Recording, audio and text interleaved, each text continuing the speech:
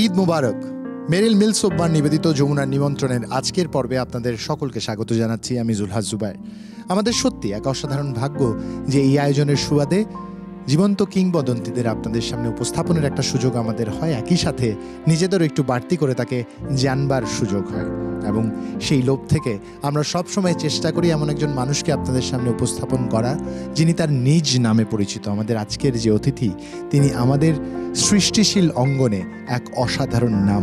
নিজ গুণে, নিজ প্রতিভায় চলচ্চিত্র কিংবা শিল্পের এমন কোনো অঙ্গন নেই যেখানে তিনি বিচরণ করেননি। ছবি আঁকা থেকে শুরু করে লেখা, সুর করা থেকে শুরু করে নির্দেশনা, সকল ক্ষেত্রেই তিনি সমান মেধার স্বাক্ষর রেখেছেন। তার সাথে পরিচয় করাতে চাই, তবে তার আগে তার জীবনের উপর আমাদের ছোট্ট একটি উপস্থাপনা। এদেশের সঙ্গীতাঙ্গন তথা বাংলা চলচ্চিত্রের মহিরুহ একটি নাম মোহাম্মদ রফিকুজ্জামান। স্বমহিমায় উজ্জ্বল এই খ্যাতিমান ব্যক্তিত্ব 1943 সালের 11 ফেব্রুয়ারি ঝিনাইদহে জন্মগ্রহণ করেন। পৈতৃক নিবাস যশোরে।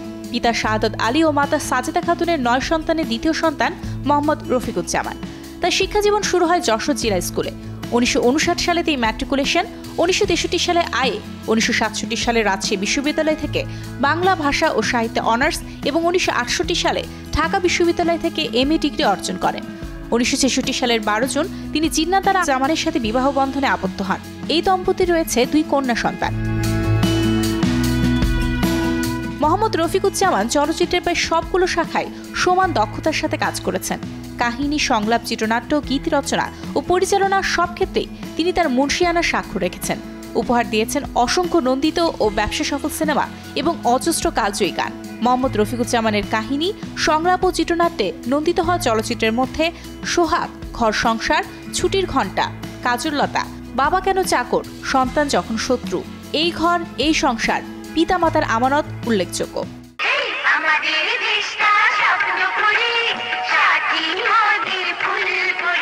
তার রচিত অসংখ্য জনপ্রিয় গানের মধ্যে আমাদের দেশটা স্বপ্নপুরী, একদিন ছুটি হবে, ভালোবাসা যত বড়, এ জীবন তোমাকে দিলাম, সেই রেল লাইনের ধারে, জীবন নামের রেলগাড়িটা গানগুলো আজও সমানভাবে জনপ্রিয়। বহুমুখী প্রতিভার অধিকারী এ অনন্য সাধারণ ব্যক্তিত্ব সাহিত্যিক হিসেবেও সমানভাবে সমাদৃত।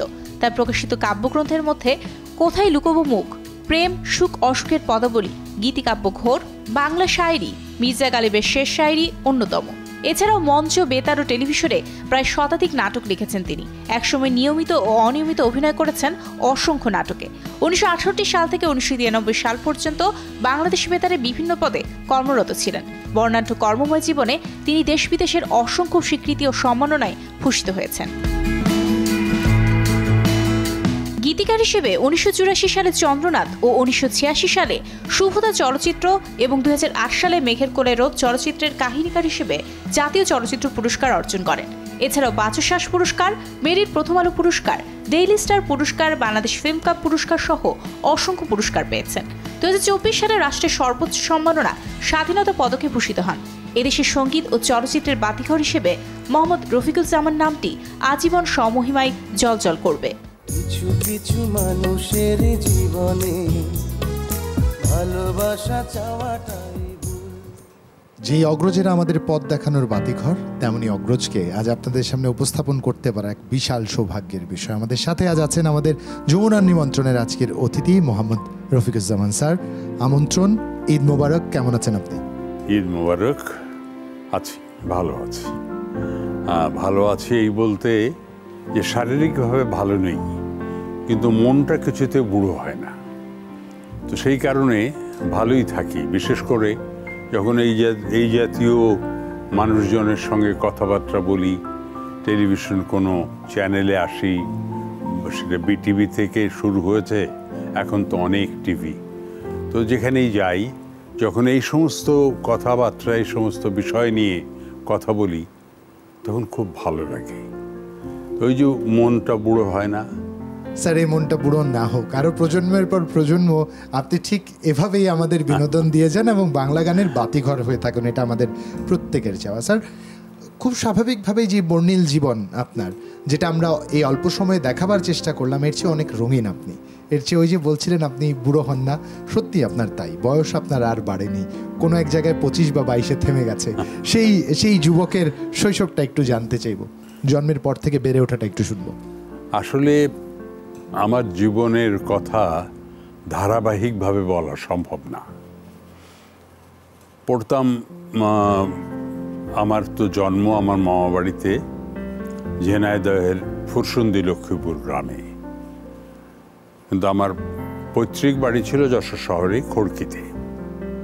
তো খড়কিতে আমি যশোর জেলা স্কুলে পড়াশোনা আরম্ভ করেছি, এবং জেলা স্কুলে পড়তে পড়তে পড়তে পড়তে এর মধ্যে ছুটি যখন পেতাম তখন ছুটি বাড়িয়ে আরও অনেক কিছু করে চলে যেতাম ঝিনাইদহ মাগুরায়। এই ঝিনাইদহ মাগুরাতে এত রাতের পর রাত জেগে সমস্ত মহিরুহদের গান শুনেছি। বিজয় সরকার তার নিজের কণ্ঠে গান শুনেছি, গাইতে গাইতে তিনি কাঁদছেন, আমরাও কাঁদছি। পোষা পাখি উড়ে যাবে সজনী, একদিন ভাবি নাই মনে। তো সেই যে স্মৃতি, এর মধ্যে হালিম বয়াতির গান শুনেছি, দারোগ আলী বয়াতির গান শুনেছি। তো অসংখ্য বয়াতিদের গান রাতের পর রাত জেগে ওই বাল্যকাল থেকেই আমার ভিতরে ঢুকে গেছে। স্যার, যাদের গান শুনেছেন, দুঃখিত ক্ষমা করবেন স্যার, তারাই কি সরাসরি আপনার লেখনীর প্রভাবক? না, তা আমি বলতে পারবো না, এই জন্যে যে আমি যখন লেখা শুরু করেছি তখন কিন্তু আমি লোকসঙ্গীত বা পল্লীগীতি বা এই জাতীয় কিছু লিখিনি। আমি লেখা শুরু করেছি আধুনিক গান, এবং এটার কারণটা ভিন্ন। আমাদের স্কুলে আমার দুই বন্ধু ছিলেন, এক বন্ধু শাহ মোহাম্মদ মোর্শেদ, ডাকনাম হীরা, আর এক বন্ধুর ডাকনাম লাট্টু। তারা গান গাইতেন। তো ওরা গান গাইতো এবং আমাকে বলতো যে তুই এত ভালো পদ্য লিখিস, তুই গান লেখ।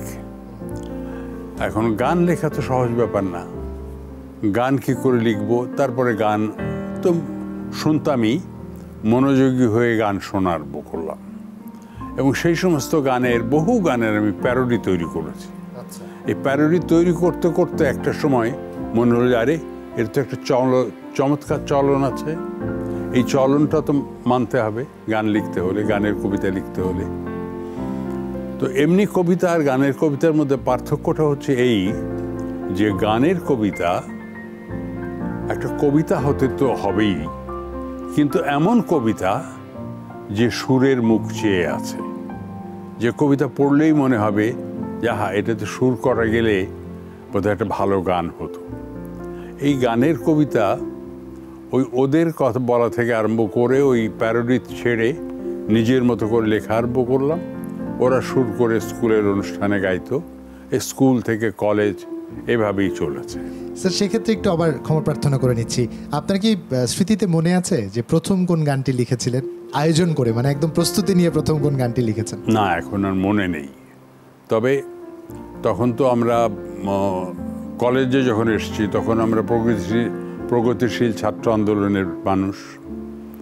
তখনকার একটা গানের কিছু কথা আমার মনে আছে, যে অনেক আধার আরও পার হতে হবে পায়ে পায়ে, অনেক সিঁড়ির শেষে, অনেক চলার শেষে মিলবে পথ মোহনায়।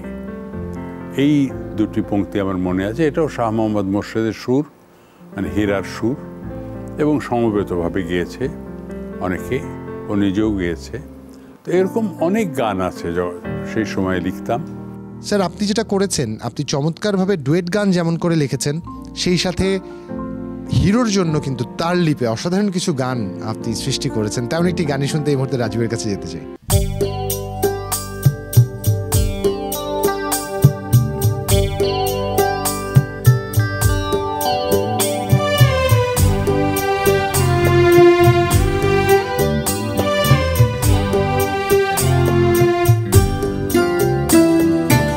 আমার মতো এত সুখী নয় তো কারো জীবন, কি আদো স্নেহ ভালোবাসা ভালোবাসা জড়ানো মায়ার বাঁধন, জানিয়ে বাঁধন ছিঁড়ে গেলে কভু আসবে আমার মরণ। আমার মতো এত সুখী নয় তো কারো জীবন, নয় তো কারো জীবন।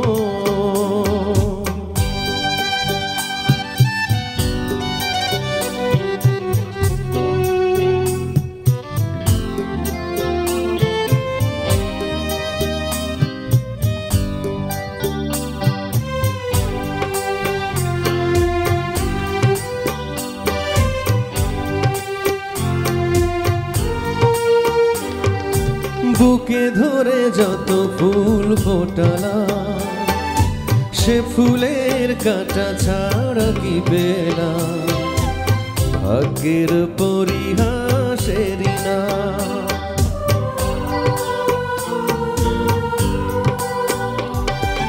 বুকে ধরে যত ফুল ফোটালা, সে ফুলের কাঁটা ছাড়া কি পেলাম, ভাগ্যের পরিহাসের না।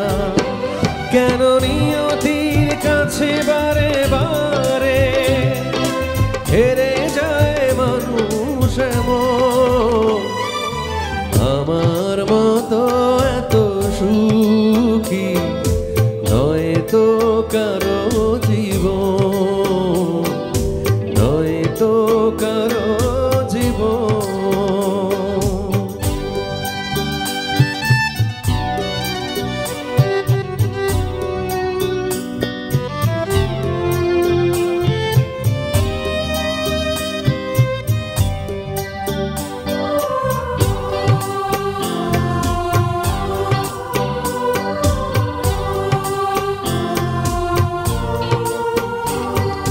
চারিদিকে নিরাশার বালুচা, কি আশায় বেঁধেছি এ খেলা ঘর, স্বপ্ন ভেঙে দিতে এলো ঝড়।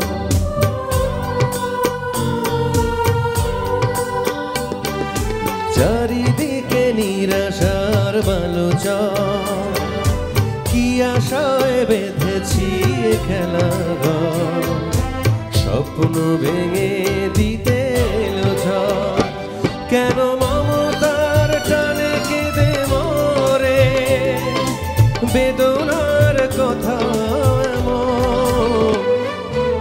আমার মতো এত সুখী নয় তো কারো জীবন, ইয়া দোষে হো ভালোবাসা জড়ানো মায়ার বাঁধন, জানিয়ে বাঁধন ছিঁড়ে গেলে কভু আসবে আমার মরণ। আমার মতো এত সুখী নয় তো কারো জীবন, নয় তো কারো জীবন।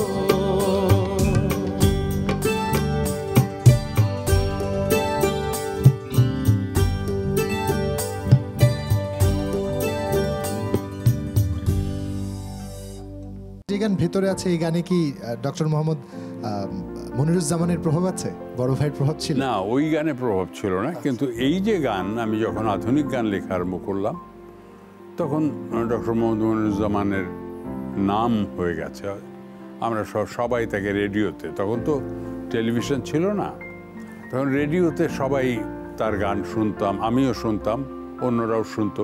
তো সব মিলে তার একটা প্রচ্ছন্ন প্রভাব তো আমার উপরে পড়বেই। আরও একজনের প্রভাব আমার উপরে পড়েছে, সেটা আমার বিশ্ববিদ্যালয় জীবনে। আমি যখন রাজশাহী বিশ্ববিদ্যালয়ে পড়ি তখন আমার অধ্যাপক, আমার স্থানীয় অভিভাবক ছিলেন ডক্টর আবু হেনা মোস্তফা কামাল। ডক্টর আবু হেনা মোস্তফা কামাল আমাকে একদিন টেনে নিয়ে যান রাজশাহী রেডিওতে, এবং সেখানে গিয়ে আমাকে বলেন, এই হচ্ছে, আমাকে না ওনাদেরকে বলেন, এ হচ্ছে মোহাম্মদ মনিরুজ্জামানের ভাই খুব ভালো গান লেখে। এখন এক তো মোহাম্মদ মনিরুজ্জামানের ভাই, এবং তারপরে বলছেন কে, ডক্টর আবু হেনা মুস্তফা কামাল, কি বলছেন, খুব ভালো গান লেখে। তো রাজশাহী রেডিও থেকে প্রচুর চাপ আসতে থাকলো গান লেখার জন্যে। আমি তো আর লিখতে পারি না। আমার খালি মনে হয় যে আমার গানটা যদি ভালো না হয় তাহলে মনিরুজ্জামান সাহেবের অপমান হবে, ডক্টর আবু হেনা মুস্তফা কামালের অপমান হবে। এই লেখে একে বলেছেন উনি খুব ভালো লেখে। তো এই যে বিষয়গুলো, এগুলো আমাকে সচেতন করে তোলে। এবং আস্তে আস্তে প্রথম যে গানটি আমি লিখি, সেটা অবশ্য অনেক পরে রেকর্ড হয়েছে। সেটা হচ্ছে, যে সাগর দেখে তৃপ্ত দু চোখ, মুগ্ধ আমার মন, বোঝনি তো তার ঢেউয়ের আড়ালে ঢাকা কত ক্রন্দন। এটা খুরশিদ আলম সাহেব গিয়েছিলেন খন্দকার নুরুল আলমের সুরে। রেকর্ড হয়েছে অনেক পরে এটা, কিন্তু লেখা অনেক আগে। এটার সঙ্গীত আয়োজনে বোধহয় শ্রদ্ধেয় শেখ সাদী খান। না, এটা হতে পারে। হ্যাঁ হ্যাঁ হ্যাঁ, সঙ্গীত আয়োজনে শেখ সাদী খানই ছিলেন। কারণ খন্দকার ভাই, খন্দকার নুরুল আলম, উনি শুক্রবার দিন গান করতেন না, কিন্তু এটা রেকর্ডিং ছিল শুক্রবারে। বাহ, যে চমৎকার। কারণের জন্যে, যেহেতু আপনার জীবন চলার পথে এই নামটি চলেই এসছে, আমরা একজন অতিথিকে এই পর্যায়ে একটু আমন্ত্রণ জানাতে চাই। আমাদের এই আয়োজনটাকে আরেকটু রঙিন করতে চাই। আমাদের এই আয়োজনে আমাদের প্রথম অতিথিকে আমন্ত্রণ জানাতে চাচ্ছি, আমাদের আরেক গর্ব করবার মতো ব্যক্তিত্ব, যাকে আঁকড়ে ধরে বাংলা সঙ্গীত অনেকটা পথ এগিয়েছে। আমাদের সবার শ্রদ্ধেয়, সবার ভালোবাসার গুণী একজন সঙ্গীতজ্ঞ, শেখ সাদী খান। স্যার, ঈদ মোবারক, আমন্ত্রণ যমুনার নিমন্ত্রণে। ওয়ালাইকুম আসসালাম।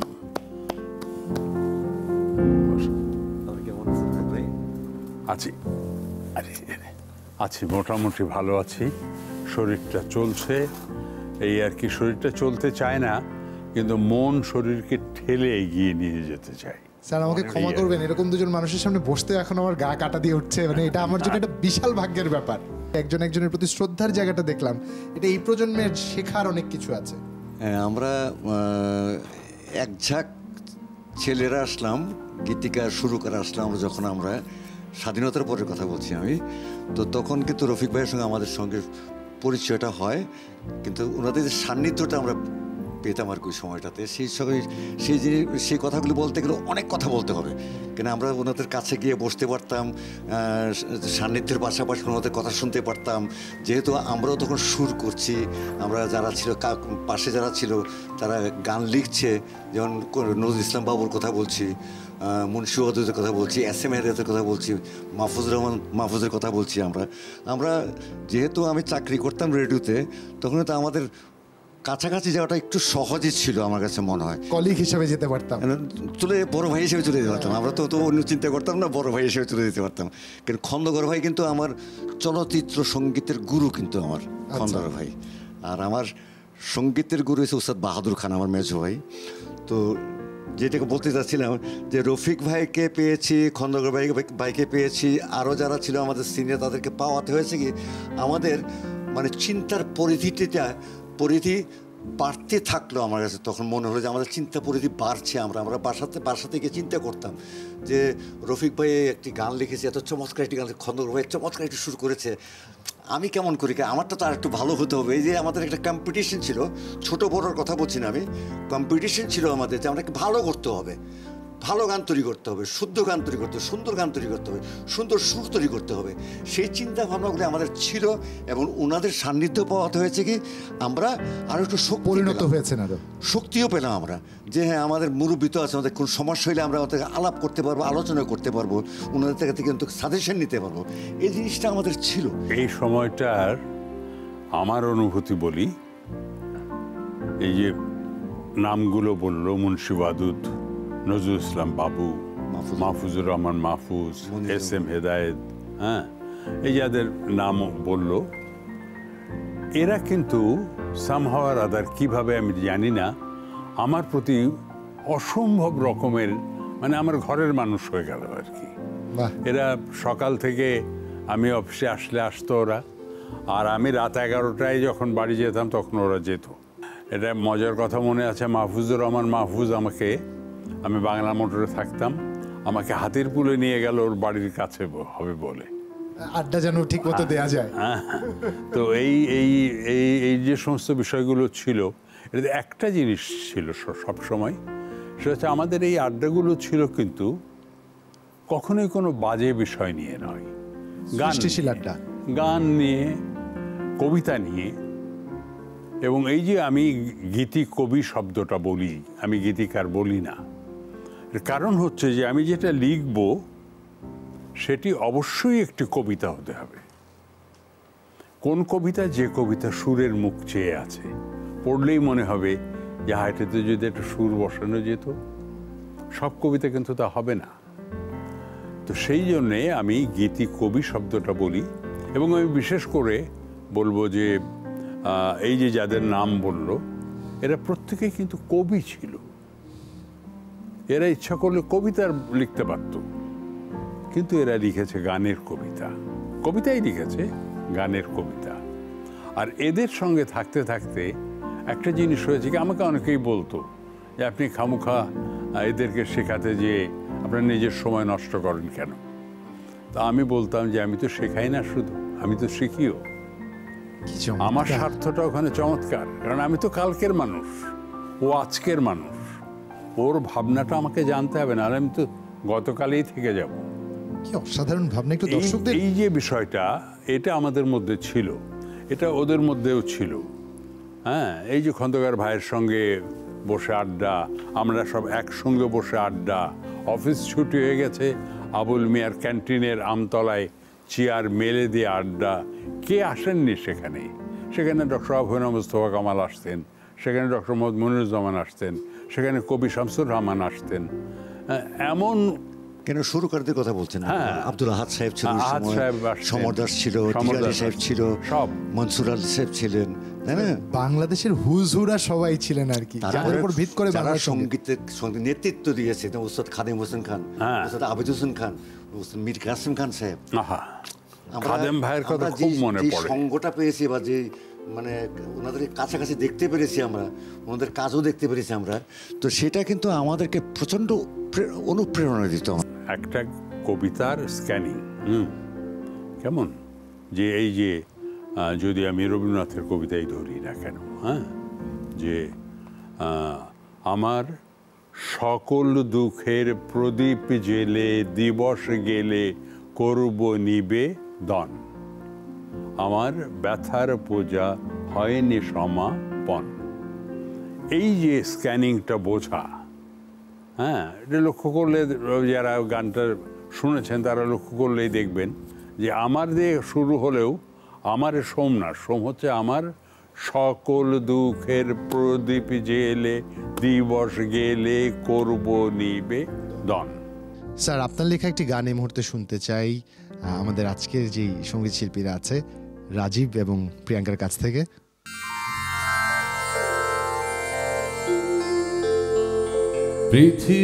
পৃথিবীর যত সুখ আমি তোমারই ছোঁয়াতে খুঁজে পেয়েছি, মনে হয় তোমাকে আমি জনম জনম ধরে চেয়েছি।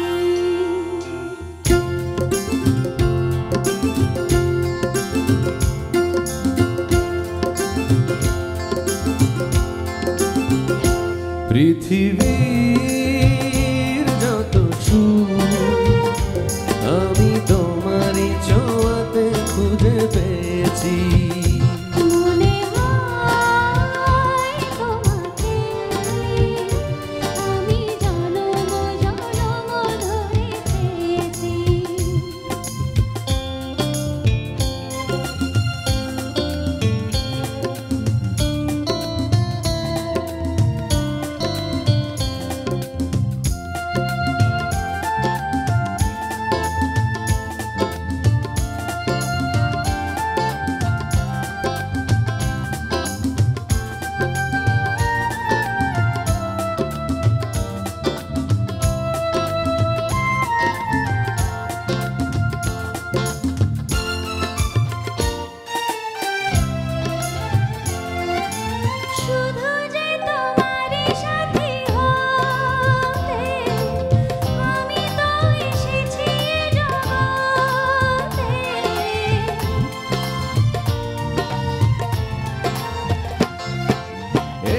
জগতে চোখ মেলে চাইবা, তুমি ছাড়া আজ কিছু নেই আর। তোমারই কাছে আমি রয়েছি, ও জীবনে মরণে সাথী হয়েছি, মনে হয় তোমাকে আমি জনম জনম ধরে চেয়েছি। পৃথিবীর যত সুখ আমি তোমারই ছোঁয়াতে খুঁজে পেয়েছি।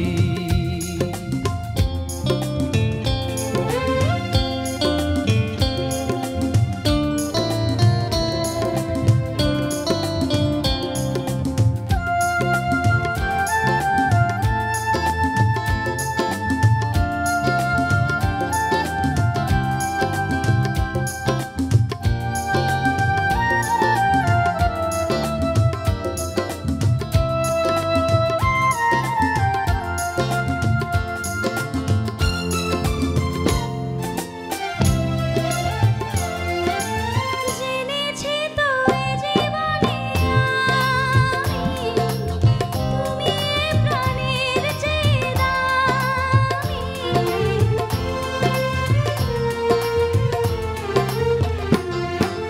জীবনে তো ফুরাবে না আশা, মরণে রবে ভালোবাসা।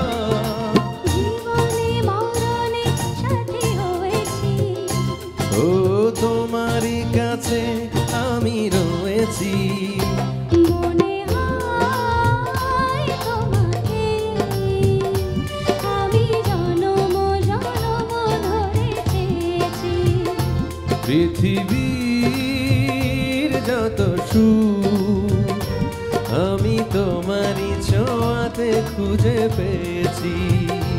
মনে হয় তোমাকে আমি জনম জনম ধরে চেয়েছি।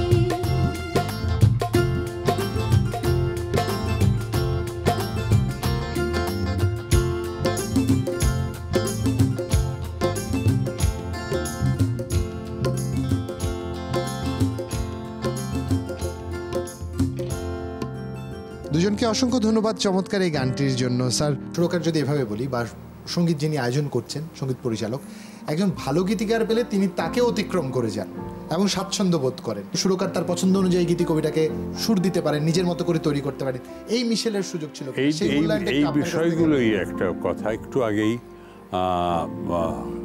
কথা প্রসঙ্গে কথা হচ্ছিল, এটা ছন্দের যে অ্যাকসেন্টটা, সেই অ্যাকসেন্টটা কিন্তু বোঝাতে যাচ্ছে রফিক ভাই, হ্যাঁ। যে অ্যাকসেন্ট যদি ঠিক না থাকে তাহলে কিন্তু যে কোনো সময় ছন্দ পতন হতে পারে। নিঃসন্দেহে, হ্যাঁ, আর ওই নিঃসন্দেহে। স্কেনিং এর কথা যেটা বলছে রফিক ভাই, একটা শব্দ দিয়ে বোঝাই, এখানে আসিবেন না, আসিলে আইনত দণ্ডনীয়। এখানে আসিবেন না, আসিলে দণ্ডনীয়। তাহলে কি অবস্থা হতে পারে? থামবো কোথায় জানতে হবে। সেটাই থামবো একটি কোথায়? একজন কবি যখন একটি গান লেখেন বা কবিতা লেখেন, সেটা যদি স্ক্যানিং ঠিক না হয় তাহলে অর্থ ভুলে যাওয়ার সম্ভাবনা থাকে। তো কেন আজ এই- আমার কাছে ভালো লাগে, একটু আমি ক্ষমা প্রার্থনা করে একটু দর্শকদের বলতে চাই, প্রজন্মের পর প্রজন্ম সঙ্গীত অঙ্গনে নাম সংযুক্ত হয়েছে। আজ যে দুজনকে সামনে বসা দেখছি, তাদের দুজনের প্রতি দুজনের যে ভালোবাসা এবং শ্রদ্ধাবোধ, এটা অনন্য। বাংলা সঙ্গীত জগতে এরকম নক্ষত্রদের আরও অনেক বেশি প্রয়োজন, যেন আমাদের প্রজন্মের পর প্রজন্ম গর্ব করে বলতে পারি আমাদেরও একজন মোহাম্মদ রফিকুজ্জামান আছেন, আমাদেরও একজন শেখ সাদী খান আছেন। স্যার, কি বলবো, আসলে আমার ভাষার সংকটে ভুগছি। স্যার, আপনাকে অসংখ্য ধন্যবাদ, আপনি এসে আপনার এই ব্যস্ত সময় দিয়েছেন, এবং ঈদের মতো এরকম ব্যস্ত সময়টায়। না, মাঝখানে একটা কথা বলতে নিশ্চয়ই চাচ্ছি যে নিশ্চয়ই আমি, নিশ্চয়ই যেহেতু রফিক ভাই কাছাকাছি আছে, রফিক ভাই কাছাকাছি কথাটা বলতে চাচ্ছিলাম না, আমি পিছনেই বলি। নিশ্চয়ই রফিক ভাইয়ের সঙ্গে কাজ করতে গিয়ে আমি যেটা বুঝি, আমি তো অনেকের সঙ্গে কাজ করেছি, অনেক গীতিকারের সঙ্গে, গীতি কবিদের সঙ্গে কাজ করেছি, যে তার লেখনের ব্যাপারটা, যে শুদ্ধতার একটা ব্যাপার আছে, যে আরেকটা গান বিষয়ের একটা ব্যাপার আছে, যে বিষয়টা উনি বলতে চাচ্ছেন সেটা কিন্তু কনক্লুশন দিতে হবে। অনেকে কিন্তু কনক্লুশন দেয় না।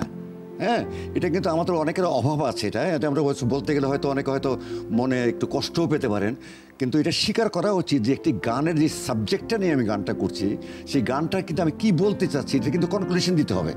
কনক্লুশন না দিলে গানটা পরিপূর্ণ হবে না, একটা পরিণতির দিকে যেতেই হবে। সেটাই হচ্ছে রফিক ভাইয়ের লেখনীতে যেই পূর্ণতা বলছি আমি, সম্পূর্ণ যেটা বলছি আর কি, পূর্ণতাই বলে বোধ আমি জানি। আমি রহিমন্দ্র তো শুদ্ধ বলতে না, পারবে। ঠিকই আছে, একজন ঠিকই শ্রদ্ধেয় শেখ সাদিক খান শব্দ চয়নে সংকট বোধ করছেন, এটা জীবনে একটা রেয়ার বিষয় দেখার ব্যাপার। অবশ্যই, কারণ উনি সে আমার চেয়ে জ্ঞানী বেশি লেখাতে, আমি লেখাতে তো জ্ঞানী না, ঠিক আছে না?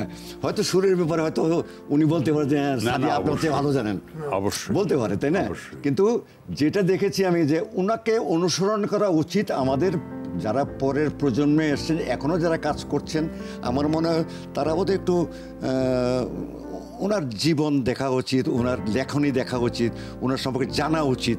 তাতে করে হবে কি, উপকারী হবে, অপকার হবে না, বাহ, চমৎকার। এবং আমাদের সঙ্গীত সমৃদ্ধ হবে নিঃসন্দেহে, শুদ্ধতার দিক স্যার। দিয়ে। নিঃসন্দেহে স্যার, অসংখ্য ধন্যবাদ আপনাকে আমাদের এসে সময় দেওয়ার জন্য। আজকের এই দিনে আপনাকে পেয়েছি এবং এরকম দুজন গুণী মানুষকে সামনে দেখতে পাওয়াটা একটা বিশাল ভাগ্যের ব্যাপার। আমাকে আপনার জন্য শুভকামনা, সুস্বাস্থ্য কামনা করছি আপনার। তো রফিক ভাই, আপনি বসেন, আমি যাই ওইদিকে। হ্যাঁ, অনেক ভালো লাগলো সাদি, অনেক ভালো লাগলো এই যে পাশাপাশি বসে কথা বললাম।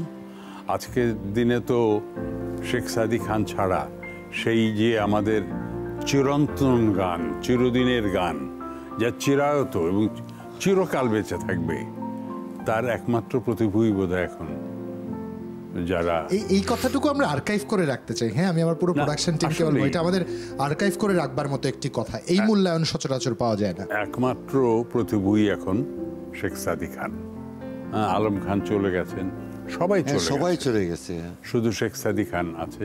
আমি দোয়া করি দীর্ঘদিন যেন এই সঙ্গীতকে আরো বহু কিছু দিয়ে যেতে পারে। না, নিশ্চয়ই আমাদের একজন অভিভাবক লাগবেন যিনি আমাদের এই অতীতটিকে বারবার মনে করিয়ে দিবেন চোখে আঙুল দিয়ে। আপনাদের দুজনেরই সুস্বাস্থ্য কামনা করছি এবং স্যার আপনাকে অসংখ্য ধন্যবাদ জানাচ্ছি আরো একবার। রফিক ভাই, যাইতে আমি।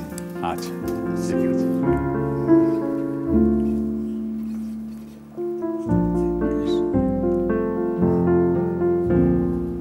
স্যার, যত বেশি আপনার সম্বন্ধে জানছি তত বেশি মুগ্ধতায় ভাসছি। স্যার, আপনার সাথে কথা হচ্ছিল, আপনার জীবনের চলার পথের কিছু গল্প আমরা শুনবার চেষ্টা করছিলাম। একজন মানুষ আছেন যিনি কাজ সূত্রে আপনার সাথে সম্পর্কিত তো বটে, কিন্তু তারপর সেই সম্পর্কটা শুধুমাত্র কাজে নেই, একটা আত্মিক বন্ধনে পরিণত হয়েছে, একটা অনন্য রকম সম্পর্কে পরিণত হয়েছে। আমরা আমন্ত্রণ জানাতে চাই আমাদের আরও একজন অগ্রজ, আমাদের গর্ব, অহংকারের, ভালোবাসার, শ্রদ্ধেয় খুরশিদ আলম স্যার। স্যার, ঈদ মোবারক।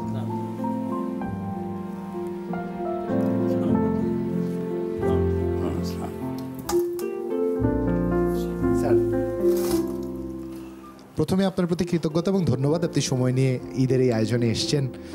স্যার, আপনাদের দুজনকে পাশাপাশি দেখতে পাচ্ছি, এটা একটা বিশাল আনন্দের বিষয়। যমুনা টেলিভিশনকে অনেক ধন্যবাদ যে এত সুন্দর একটা অনুষ্ঠানে আমাকে আমন্ত্রণ জানিয়েছে, এবং আমি নিজেকে খুব গর্বিত অনুভব করছি যে একজন আমাদের এখন বাংলাদেশে এই এই এই এখন যার সামনে আমি বসে আছি, উনি আমাদের বলবো বটবৃক্ষ, অন্তত সঙ্গীতের ব্যাপারে, গানের ব্যাপারে। আর সত্যি কথা বলতে কি, এখন তো আস্তে আস্তে সবাই মারা যাচ্ছে, তো নিজেরও ভয় লাগে। খুব ভালো লাগতেছে আজকে এই দিনটা। স্যার, এটা একটা কথা বলি, নিশ্চয়ই। ওই যে বলছিলাম আমার প্রথম লেখা গান, যেটাকে কিছুক্ষণ আমি আগে আমার বলছিলেন। সমস্ত সংকট কাটিয়ে, দ্বিধা সংকট কাটিয়ে, যেটাকে আমি আমার প্রথম লেখা গান হিসাবে, গানের কবিতা হিসাবে স্বীকৃতি দেই, সেই গানটি কিন্তু খুরশিদ আলমের কণ্ঠে ধারণ করা হয়েছিল। এবং খুরশিদ আলম তিনি এটা লেখার অনেক পরে রেকর্ড হয়েছে। সুর করেছেন খন্দকার নুরুল আলম, সঙ্গীত আয়োজনে শেখ সাদি খান ছিলেন এবং কণ্ঠ ছিল গাওয়ার সৌভাগ্য হয়েছিল আর কি। সত্যি কথা বলতে কি, তখন খন্দকার নুরুল আলম ভাইয়ের বাবার একটা নির্দেশ ছিল যে তুমি তো জীবনে কিছুই করলে না, সরকারি চাকরি করলে না, কোনো কিছু করলে না, সঙ্গীতে চলে গেলে, যাই করো একটা রিকোয়েস্ট থাকলো যে তুমি শুক্রবারে কোনো কাজ করবে না। তা আনফর্চুনেটলি ওই ফ্রাইডেতে আপনার ওই আমার গানটা কমার্শিয়াল সার্ভিসে গানটা পড়লো আর কি। সেটা আমি যেরকম খন্দকার নুরুল আলম ভাইয়ের কাছে কৃতজ্ঞ, সেরকম শেখ সাদিক চাচার কাছে কৃতজ্ঞ যে এত সুন্দর একটা অর্কেস্ট্রেশন করার জন্য আমার গানটা এত জনপ্রিয়তা স্যার, পেয়েছে। একটু যদি একটা বা দুটো লাইন সেই গানের যদি অবশ্যই। আপনার মর্জি হয়। খালি একটা কথা বলি যে রফিক ভাইয়ের ব্যাপারে একটু বলতে হয় যে অত্যন্ত মানুষ আপাদমস্তক একটা পরিষ্কার পরিচ্ছন্ন মানুষ, পরিষ্কার পরিচ্ছন্ন মনের মানুষ। যারা গান বাজনার সঙ্গে থাকে আমি ব্যক্তিগতভাবে বিশ্বাস করি তারা নিজেরা সৎ থাকে জন্য এত সুন্দর কেউ গাইতে পারে, কেউ গান লিখতে পারে, কেউ সুর করতে পারে। আমি এটা আমার ব্যক্তিগত বিশ্বাস এটা। আর ওনার ব্যাপারটা আমি বলি যে আমার জীবনের প্রথম ওনার লেখা গান গাওয়ার আগে ওনার বড় ভাইয়ের গান ডক্টর মোহাম্মদ মনিরুজ্জামান সাহেবের লেখা অশ্রুতি লেখা ছায়াছবির যে গানগুলি ছিল সেই গানগুলি সুরকার ছিলেন প্রয়াত আলী হোসেন সাহেব এবং ডক্টর মোহাম্মদ মনিরুজ্জামান সাহেবের গান আমার গাওয়া শুরু করেছিল ও দুটি নয়ন স্বপনে চয়নে নিজেরে যে ভুলে যাই। এবং আমার এখনও মনে আছে যে উনি আমার জন্যও তখন উনি ব্যস্ত মানুষ, বিশ্ববিদ্যালয়ে ব্যস্ত, গানে ব্যস্ত, চলচ্চিত্রের সঙ্গে জড়িত। তার ভিতরে উনি 8টি ঘন্টা এই গানটা আমার অশ্রুতি লেখা ছায়াছবির গানটি করতে আমার 8টা ঘন্টা লেগেছিল। কারণ আমার যেটা অসুবিধা ছিল, আমার যেটা এক নম্বর কথা হলো আমার গান তুলতে অনেক দেরি হয়, এটা অবশ্যই সবাই জানে। একবার ঢুকে গেলে আর সেটা ভুলি না, কিন্তু তুলতে অনেক কষ্ট হয়। আচ্ছা, তো উনি আমার আলী হোসেন সাহেবের বাসায় বলতেছিল যে তুমি আমার বাবার কথা বলছে, বাবা বাংলার শিক্ষক, তার ছেলে। আমি কি স্যার 8 ঘন্টা আমি উর্দু শুনি, কারণ আমি যে স্কুলে পড়ালেখা করতাম সেখানে উর্দু মিডিয়াম ছিল আর কি। তো আল্লাহর কাছে হাজার শুকর যে ওই গানটি জনপ্রিয়তা পেয়েছিল এবং নায়করাজ রাজ্জাককে লিপিয়েছিল।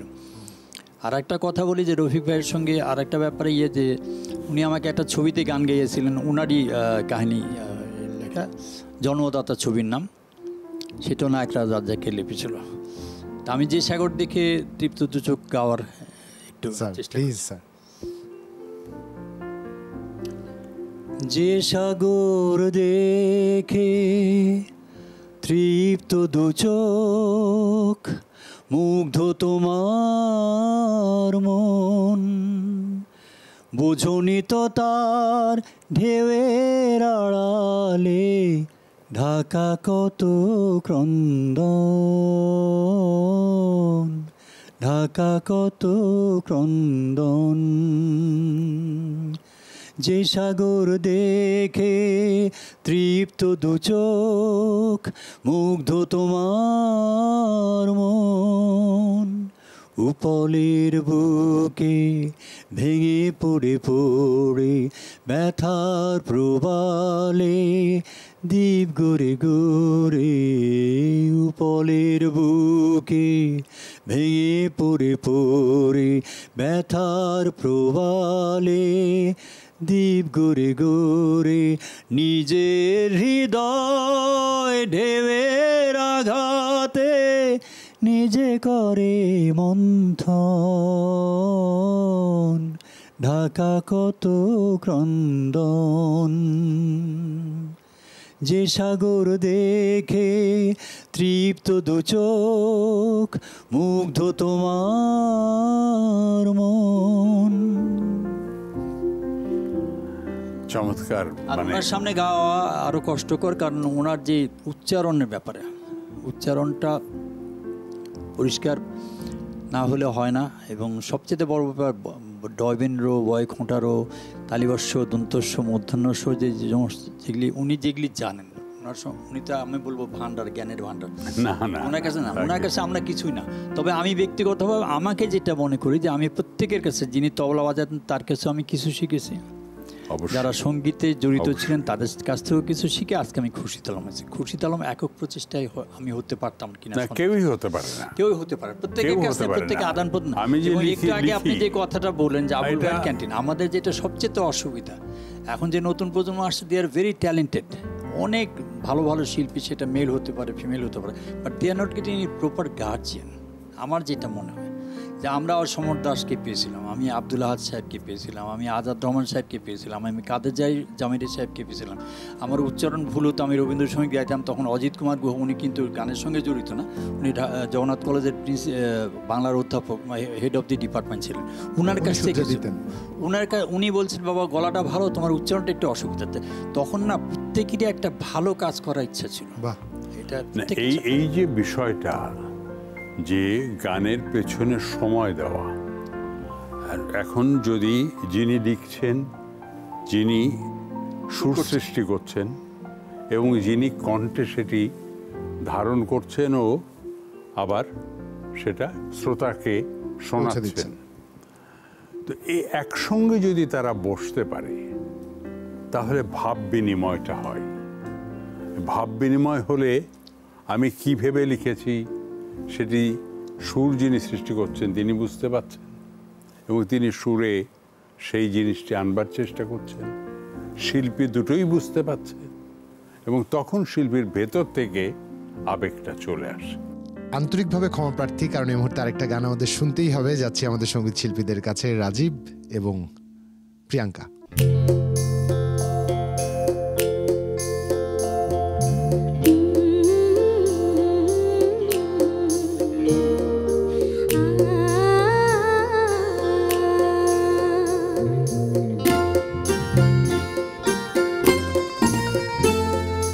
কিছু কিছু মানুষের জীবনে ভালোবাসা চাওয়াটাই ভুল।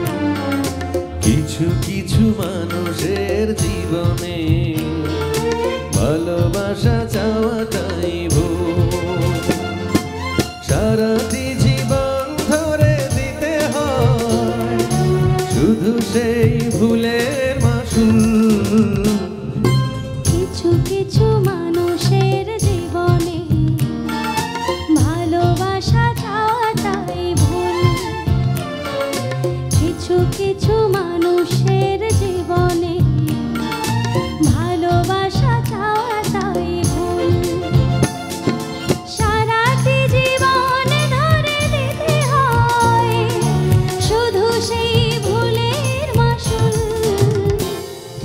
কিছু কিছু মানুষের জীবনে ভালোবাসা চাওয়াটাই ভুল।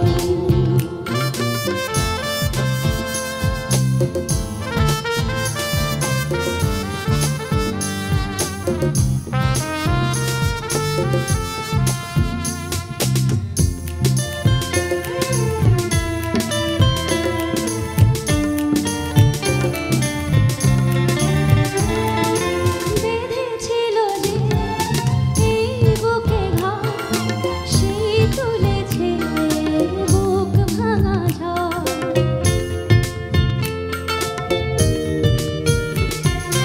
যে আশা ছিল স্বপ্নে আমার সত্যি হয়ে উঠল না আর।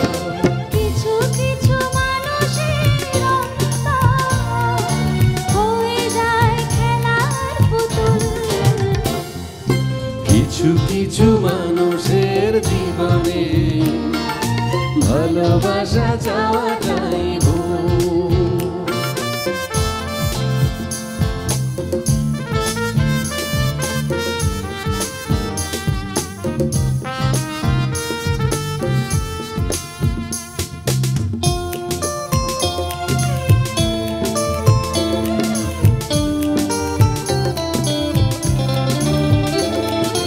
চেয়েছি যাকে ভালোবেসে অন্য কারো হয়ে গেছে সে।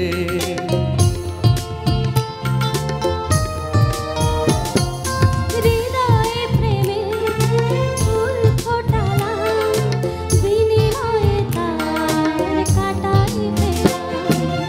কিছু কিছু মানুষের ভাগে কোনোদিন ফুটেই না ফুল। কিছু কিছু মানুষের জীবনে ভালোবাসা চাওয়াটাই ভুল। কিছু কিছু মানুষের জীবনে ভালোবাসা চাওয়াটাই ভুল। সারাটি জীবন ধরে দিতে হয় শুধু সেই ভুলের মাসুল। কিছু কিছু মানুষের জীবনে ভালোবাসা চাওয়াটাই ভুল। কিছু কিছু মানুষের জীবনে ভালোবাসা চাওয়াটাই ভুল। সারাটি জীবন ভরে দিতে হয় শুধু সেই ভুলের মাসুল। কিছু কিছু মানুষের জীবনে ভালোবাসা চাওয়াটাই ভুল।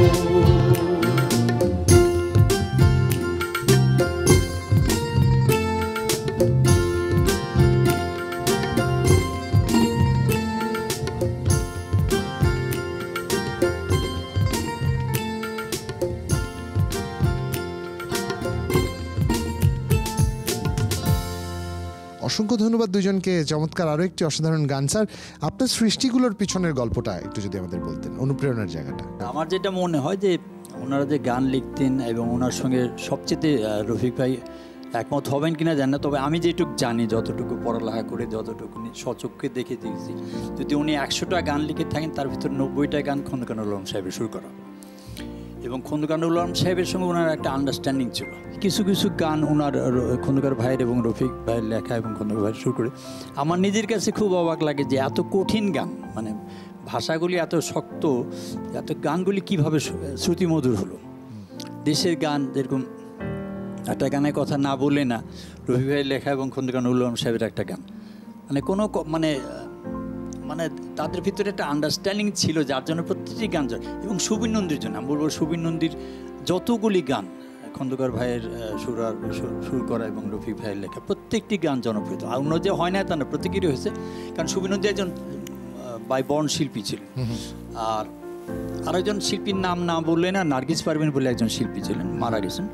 তো ওনার কিছু গান খন্দকার ভাইয়ের সুরা করা এবং রফিক ভাইয়ের লেখা অত্যন্ত জনপ্রিয়তা পেয়েছে। যে নামগুলো স্যার বলছেন এক একজন, আর আমি বলি যে আমাদের দেশে তখন আমাদের দেশে যেই সুরকারগুলি ছিলেন, খাদেম ভাই, আবেদ হোসেন খান, আনোয়ার পারভেজ, তারপর আলী হোসেন, আজাদ রহমান সাহেব, কেউ কারো চাইতে কিন্তু কেউ কম না, কোনোভাবেই কম না, প্রত্যেকের জায়গায় প্রতিষ্ঠিত। এবং তখন যে সম্পর্কটা ছিল, আমি যেটা বলতে চাই সেটা হলো যে ভালো কাজ করার জন্য কেউ কারোর সঙ্গে কম্প্রোমাইজ করে। স্যার এইটার রিপিটেশন এবং ধারাবাহিকতা একটা কথার মতো বলি, খুরশিদ আলমেরই গাওয়া, খন্দকার নুরুল আলম সাহেবের সুর। আমি সবুজ দেশ, এটাকে একটা সবুজ শাড়ি মনে করেছি।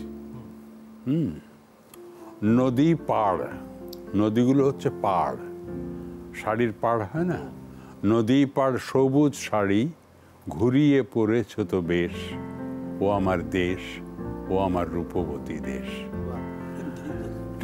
সুরটাও এত চমৎকার, আর খুরশিদ গেয়েছে কি দুর্দান্ত। আমার যেটা সবচেয়ে মানে খুব ইয়ে লাগে, সংবরণ করতে পারতেছি না, আমি একটু শুনাই দুটো লাইন দেশের গান। সেটা হলো যে মানে আমার নিজের কাছে অবাক লাগে যে এটা কিভাবে করে গাইলাম। ও হো ও হো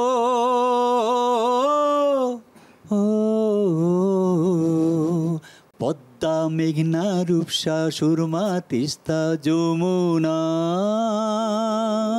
তারপরে যে দোতারাটা বাজায়, এটা মানে স্যার আপনাকে অসংখ্য ধন্যবাদ, আপনি এসে সময় দিয়েছেন। এই জন্য ধন্যবাদ যে আপনারা প্রত্যেকেই ব্যস্ত, এবং উৎসবের এই সময়টা তো পরিবারের জন্য একটা বিশাল সময় দিতে হয়, এবং যেই মূল্যায়ন একজনের জন্য আরেকজনের দেখলাম, আমি আসলে খুব অনেক অনেক দোয়া থাকলো। রফিক ভাই, আপনার সুস্বাস্থ্য কামনা করি, আমাদের জন্য দোয়া করবেন, আমরা যেন যতদিন জীবিত আসছি সুস্থ ধারায় সুস্থভাবে গান গাইতে পারি। আর যারা দেখছেন টেলিভিশনে তাদেরকে আন্তরিক ধন্যবাদ এবং শুভেচ্ছা। সেই সঙ্গে আপনারা আমাদের জন্য দোয়া করুন, আমার শরীর স্বাস্থ্য যেন ভালো থাকে এবং রফিক ভাই যেন আরও গান লিখতে পারেন। নিশ্চয়ই নিশ্চয়ই, আমি মনে প্রাণে দোয়া করি খুরশিদের জীবনে আরও অসংখ্য সুন্দর সুন্দর গান আসুক, এবং সেই গান দর্শকদের জন্যে অমর হয়ে থাক। ধন্যবাদ আপনাকে স্যার সময় দেওয়ার জন্য।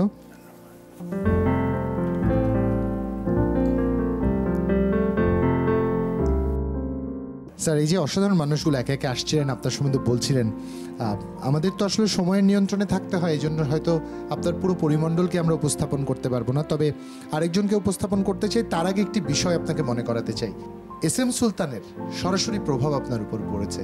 এই গল্পটা কিন্তু শোনার লোভটা কোনোভাবেই সামলাতে পারছি না, শুনবো, তবে তার আগে কি একজন অতিথিকে ডেকে নেব, একটু অতিথির গল্পটা শুনি, তারপর এস.এম. সুলতানের সাথে আপনার সখ্যতার গল্প শুনবো। এই পর্যায়ে আমি আমাদের পরবর্তী অতিথিকে আমন্ত্রণ জানাতে চাই, পারিবারিক বন্ধু এবং আমাদের আজকের অতিথি মোহাম্মদ রফিকুজ্জামানের পথ চলার অনেকটুকু সাক্ষী তিনি হয়েছেন, মোহাম্মদ আকরামুল ইসলাম।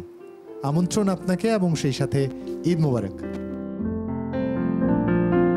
ঈদ মোবারক।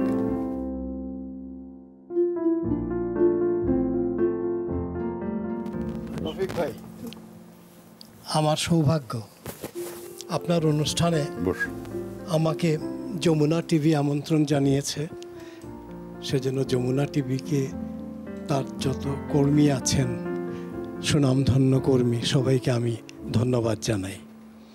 একটু পরস্পরের সাথে যোগাযোগ সম্পর্কটা কি করে হলো একটু শুনি আগে। একটা প্রথম সম্পর্ক তো হচ্ছে আমি সিলেট রেডিওতে ছিলাম এক সময়, তখন ও সিলেটে গান করতো সিলেট রেডিওতে, সেখানে প্রথম পরিচয় জানাজানি, এবং তারপরে সিলেটেই ওর পুরো পরিবারের সঙ্গে আমার একটা পারিবারিক সম্পর্ক হয়ে গেছিল।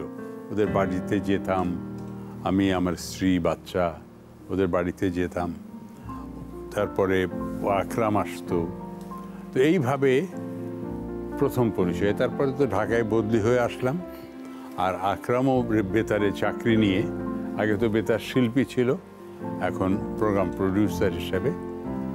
এবং এই যে শব্দটা প্রোগ্রাম প্রডিউসার, এটা আমার কাছে খুব অহংকারের মনে হয়। কেন যে এই শব্দটি এরা তুলে দিল আমি জানি না, এই পদটিই নাই এখন রেডিওতে, কিন্তু প্রোগ্রাম প্রডিউসার এটা আমার কাছে খুব অহংকারের একটা শব্দ বলে মনে হয়। যাই হোক, তো সেই প্রোগ্রাম প্রডিউসার হিসেবে সে জয়েন করলো, এবং একটা সময় আমিও ট্রান্সক্রিপশন সার্ভিসে, আকরামও ট্রান্সক্রিপশন সার্ভিসে। বাহ, ভাগ্য আমার দুজনে মিলিয়ে দিল। যদিও আমার বস ছিলেন, কিন্তু পাশাপাশি রুমে বসতাম। একটু বসের মূল্যায়নটা শুনবো তো, কেমন বস ছিলেন উনি? আচ্ছা, বড় ভাই বন্ধু হিসেবে তো চমৎকার মানুষ, এটা বোঝা হয়ে গেছে। আমরা এক মার পেটের সন্তানের মতো ছিলাম। বাহ, আমি বোঝাতে পারবো না যে ভাবি এবং রফিক ভাইয়ের থেকে আমি কি স্নেহ পেয়েছি, আমি কি সাহায্য পেয়েছি, এত আদর যত্ন পেয়েছি। এটা এক মায়ের পেটের সন্তান না হলে সাধারণত এই সম্পর্ক গড়ে ওঠে না। রফিক ভাইয়ের থেকে অফিসিয়ালিও আমি অনেক কাজ শিখেছি, দেখেছি। এবং রফিক ভাইয়ের যত গান ট্রান্সক্রিপশন সার্ভিসে রেকর্ডিং হয়েছে, তার বেশিরভাগ গানই আমি এবং আমার কলিগ আরেকজন নুরুজ্জামান আহমেদ দুলাল, এই দুইজনের হাতেই রেকর্ডিং হয়েছে। হ্যাঁ, রেকর্ডিং হয়েছে সব, বেশিরভাগ আমার মনে হয় যে 80% গান রেকর্ডিং হয়েছে। এবং গানগুলো মানুষ এত পছন্দ করেছে যে এটা বলার মতো না আর কি। তারপর দেশের গানও যদি বলি, এই যে রেল লাইনের পাশে এত বাস্তব সত্য কথাটা, যে অনেকে ভাববে মনে হয় কল্পনা, না, এটা তার জীবনও জড়িত। এবং আমি কিভাবে আমার এত বলছি যে এত বাস্তব সত্য, রফিক ভাই লিখেছেন গানে যে রেল লাইনের পাশে একজন মধ্যবয়সী মা দাঁড়িয়ে আছে, তার হাত বাড়িয়েছে। এই যে কথাটা এত সত্য। আমি সিলেটে তখন দেখেছি যে সুরমা নদীর পাড়ে এরকম অনেক মা বাবা দাঁড়িয়ে আছেন, যে এই মনে হয় নৌকা থেকে, এই মনে হয় লঞ্চ থেকে মুক্তিযোদ্ধারা নামছে, তার ছেলেও নামবে, কিন্তু দেখা গেল না, সে আসে নাই। খোঁজ খবর নিচ্ছে যে আমার ছেলে অমুক নাম, রফিক অমুক টমুক নাম বলছে, যে সে কোথায়। আমার তো এটা হচ্ছে আমার নিজের ছোট ভাইকে নিয়ে। আমার নিজের ছোট ভাই মুক্তিযুদ্ধে গিয়েছিল, শহীদ হয়েছে। তো ও যাবার আগে এই মা প্রায়ই বলতেন ঘরের পেছনে যে এই যে দেখ পুকুরের পাড় দিয়ে যে রাস্তাটা, হ্যাঁ, এই রাস্তাটা দিয়ে ও ট্রেন লাইনে উঠে এই দিক দিয়ে চলে গেল। এই যে মার এই কথাটা আমার বুকের মধ্যে বাঁচতে বাঁচতে সেই থেকে লেখা, যে সেই রেল লাইনের ধারে মেঠো পথটার পারে দাঁড়িয়ে এক মধ্য বয়সী নারী এখনো রয়েছে হাত বাড়িয়ে। খোকা ফিরবে, ঘরে ফিরবে, কবে ফিরবে, নাকি ফিরবে না। এই পর্যায়ে আরেকটি গানে যেতে চাই আমরা। আপনার লেখা আরেকটি গান আমরা শুনবো।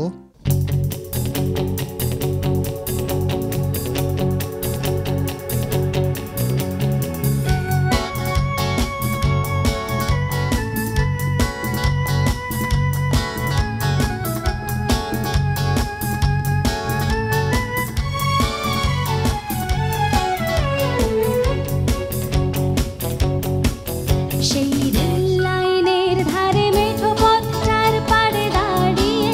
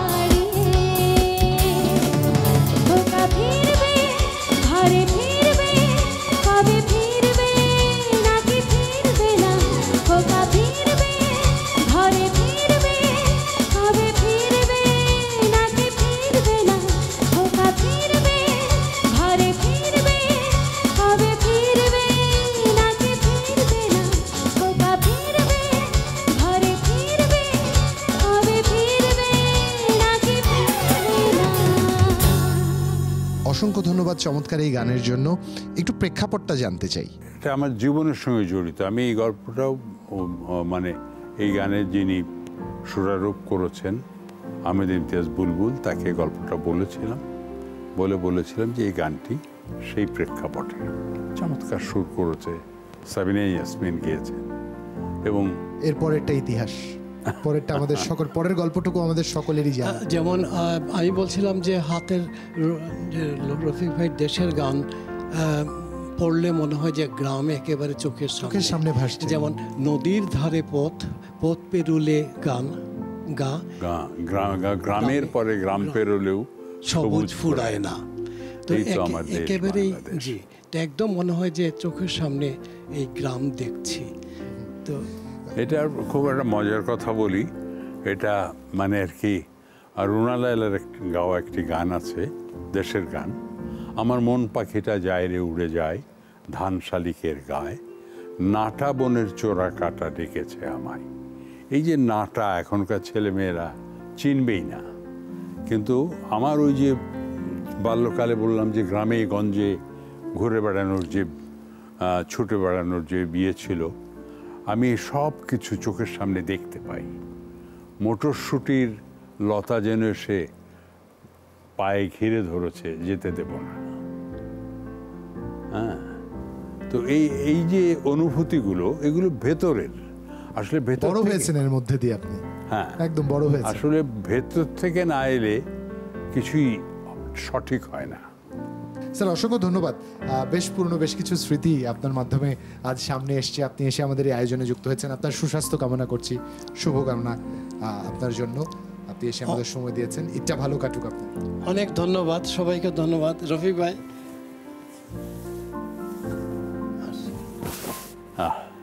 অনেকদিন পর দেখা হলো আকরাম। আজকের এই অনুষ্ঠান দোয়া করেন, ইনশাআল্লাহ। এই জন্য আমার কাছে স্মরণীয় হয়ে থাকবে ইনশাআল্লাহ। ইনশাআল্লাহ দোয়া করি। জি, আসসালামু আলাইকুম। ওয়ালাইকুম আসসালাম। আপনাকেও ধন্যবাদ সুন্দর উপস্থাপনার জন্য। কৃতজ্ঞতা, দোয়ায় স্মরণ রাখবেন, তাহলেই হবে, এটাই আমাদের পাওয়া। স্যার জীবনে চলার পথে প্রচুর সংখ্যক মানুষ আপনার সঙ্গী হয়েছেন। এমন একজন মানুষ আছেন আমাদেরকে, যিনি স্নেহর বাঁধনে বেঁধে রেখেছেন, যার সাথে আমাদের একটা চমৎকার সম্পর্ক রয়েছে। আমাদের খুব প্রিয় একজন মানুষ, আপনারও নিঃসন্দেহে প্রিয়, মিল্টন খন্দকার। আমন্ত্রণ জানাচ্ছি আমাদের এই আয়োজনে। এই ব্যস্ত সময় আমাদের সময় দেওয়ার জন্য ধন্যবাদ। সালাম আলাইকুম, ঈদ মোবারক। এসো মিল্টন, আসো আসো আসো। আরে বসো। যাদের অগ্রজ বলে শ্রদ্ধা করি, তখন যারা একে অপরকে যখন তারা এভাবে সম্মান জানায়, আসলে জীবনে শেখার অনেক কিছু এখনো যে বাকি, চোখে আঙুল দিয়ে তা দেখিয়ে দেয় কেউ একজন। প্রথম কবে স্যারের সাথে কিভাবে সখ্যতা পরিচয়? আমি রফিক ভাইকে তো সবসময় সালাম দিই, তা আজকে একটা সুযোগ পেয়েছি ঈদ মোবারক বলার। ঈদ মোবারক। ঈদ মোবারক। রফিক ভাইকে পেয়েছি আমি যখন গান লিখছি, আমি গান লিখে ফুলে ফেপে একেবারে ঢোল হয়ে গেছি। আমার অনেকগুলো গান হিট, বাজারে অ্যালবাম চলছে। সেই সময় রফিক ভাইয়ের সাথে আমার একদিন টেলিভিশনে দেখা, বাংলাদেশ টেলিভিশনে। আচ্ছা। তো উনি আমাকে দেখে একদিন বললেন যে তুমি তো গান লিখছো। আমি কিন্তু নামে ওনাকে চিনতাম, কিন্তু চেহারা চিনতাম না। আমি বললাম যে জি গান লিখি। তো বলছে যে তুমি যে গান লিখো, তোমার গান শুনেছি, দেখেছি, শুনছি, কিন্তু অতটা গান লেখাটা তোমার হয় না অতটা। আমার খুব লাগলো মনে মনে যে আমি বিখ্যাত, সবাই আমাকে মানে মাথায় তুলে রাখছে, আর উনি বলছে আমার হয় না। তখন আমি ওনাকে বললাম যে স্যার আপনি আমাকে একটু দয়া করে একটু শিখিয়ে দেন। আচ্ছা। তো আমার তো অহংকারের বেলুনটা তো বেশ ফুলে ভাপা ছিল আর কি। তখন রফিক ভাই আমাকে টেলিভিশনেরই একটি কোণে বসে আমাকে শিখিয়ে দিলেন যে গান আসলে এইভাবে লিখতে হয়। ওই যে আমার অহংকারের বেলুনটা ফেসে গেল, আর কোনোদিন বেলুন ফোলেনি। আচ্ছা। আর কোনোদিন ফুললো না। যে আসলে আমিও যে রাস্তা দিয়ে হাইটা চলি, রাস্তা হারিয়া, আমি আসলে রাস্তা হারিয়া চলে যাচ্ছিলাম অন্যদিকে। আচ্ছা। পেছন থেকে ওই যে রফিক ভাই বললেন যে তোমার হচ্ছে না, এই যে হচ্ছে না শব্দটা আমাকে পৃথিবীতে কেউ কখনো বলে নাই। উনি ফার্স্ট টাইম উনি আমাকে বললেন যে হচ্ছে না। এবং বলবার একটা কারণ আছে, বলবার কারণ হচ্ছে যে ওর গানগুলো শুনতাম কিন্তু আমি, এবং দেখতাম চমৎকার একটি গল্প আছে, চমৎকার একটি প্লট আছে, বিষয়টা সুন্দর, উপস্থাপনও সুন্দর, শব্দচয়নও সুন্দর, কিন্তু ওই যে গানের যে কাঠামো আছে, প্রপার কাঠামো যেটা, এই কাঠামোটা ওর বোধহয় জানা নাই অথবা ঠিকমতো মিস হয়ে যাচ্ছে, প্রয়োগ করতে পারছে না। তো এইটা থেকেই আমি তাকে বলেছিলাম, এবং আমি বলেছিলামই এই জন্যে যে আজকে মিল্টন যখন গান রেখে এবং তার গান হিট হয়, একইভাবে হিট হয়, তখন আমার নিজেরও কিন্তু খুব খুব ভালো লাগে। একটি কারণে যে আমি জানি না কতজনের কি করতে পেরেছি, কিন্তু মিল্টনের হয়তো এটুকু আমি উপকার করতে পেরেছি, এবং আমার খুব ভালো লাগে। আমার খুব ভালোবাসার, আমার ওর কাছে একটা কথা বলি, আজকেও আবার মনে করিয়ে দিই মিল্টনকে, ওর কাছে কিন্তু আমার একটা দাবি আছে, সেটা হচ্ছে যে আমার কবরে আমার ভাইয়েরা যেমন মাটি দেবে, মিল্টনের হাতের এক মুঠো মাটি আমি চাই। আমি এতটা ওকে ভালোবাসি, এতটা ওকে পছন্দ করি, এবং ওর গুণ, এই যে শিল্পী ধরে এনে তাকে দাঁড় করিয়ে দেওয়া, একদম দাঁড় মানে কি, তাকে একেবারে জননন্দিত করে দেওয়া, এটা কিন্তু আমি কাউকে দেখিনি এরকম ধরে এনে এনে এরকমভাবে দাঁড় করিয়ে দেওয়া। এই যে গুণটি, এই গুণটির কারণে মিল্টনের প্রতি আমার মানে অসম্ভব ভালোবাসা। ওই সেই থেকেই যেদিন আমার অহংকারের বেলুনটা ফেসে গেছে, সেই থেকে আমি মোহাম্মদ রফিকুজ্জামান স্যারের পাঠশালার লাস্ট বেঞ্চের ছাত্র আজ অবধি, যতদিন বাঁচবো শিখতেই থাকবো।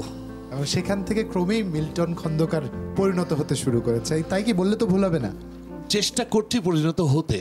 না না, পরিণত হয়ে গেছে। শ্রদ্ধেয় রফিকুজ্জামান, আপনার লেখা আরো একটি গান আমরা এই পর্যায়ে শুনতে চাই। যাচ্ছি রাজীব এবং প্রিয়াঙ্কার কাছে।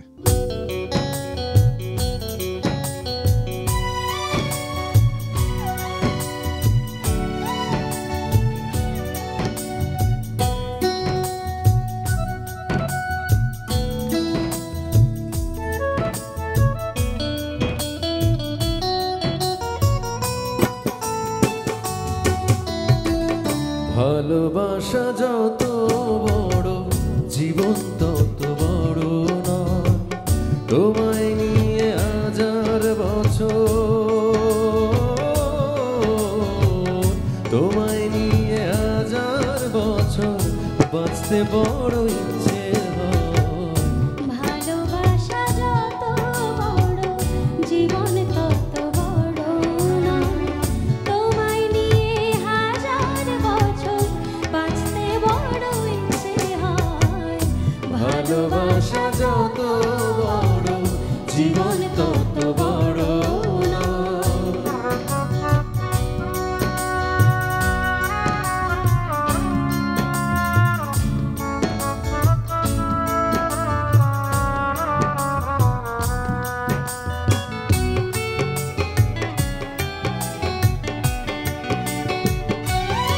বড় দেরি করে দেখা হলো, হলো চেনা জানা।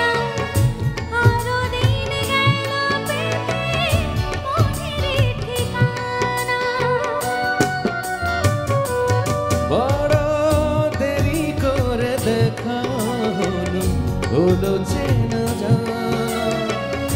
আরো দিন গেল পেতে মনেরই ঠিকানা।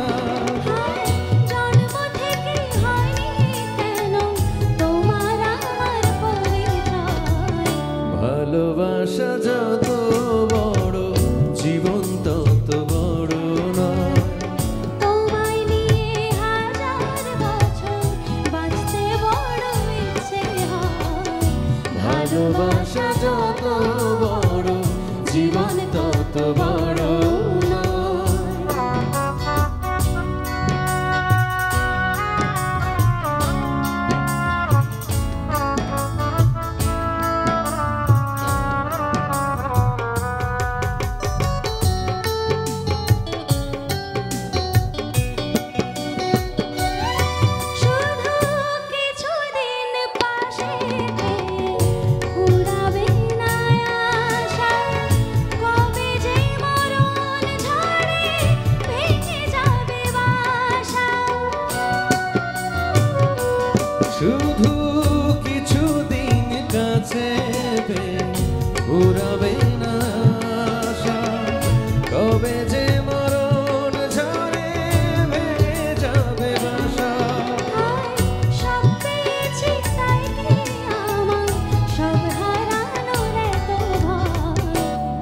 ভালোবাসা যত বড় জীবন তত বড় নয় তোমায় নিয়ে হাজার বছর তোমায় নিয়ে হাজার বছর বাঁচতে বড় ইচ্ছে হয় ভালোবাসা যত বড় জীবন তত বড় নয় তোমায় নিয়ে হাজার বছর বাঁচতে বড় ইচ্ছে হয় ভালোবাসা যত বড় জীবন তত বড় নয় ভালোবাসা যত বড় জীবন তত বড় নয়